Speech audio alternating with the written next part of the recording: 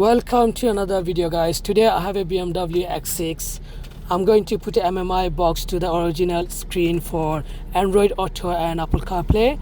And for that, first of all, what I need to do is take this front trim from the dashboard. It's quite nice and easy. All you have to do, just pull that gently, and once it's out, you should have some wiring connected to it.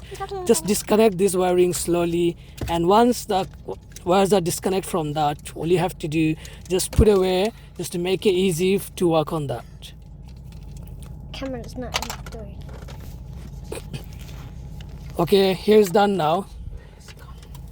The next I have to do, just unscrew those screwdrivers. For that, you need to have a T20 screwdriver, because all the screws are T20.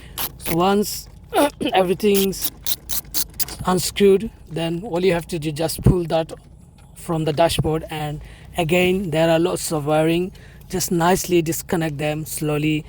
It should be fine. You don't have to do anything special.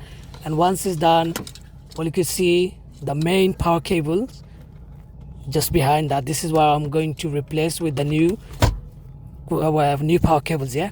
And the new one's gonna go directly to this, and that other side of that, here you can see these are the new cables. These new cables gonna go between that system and the new power cables, yeah. Once it's done, all you have to do again for the monitor screen, you have to do the same thing. It's got new wiring going into that from the new wire.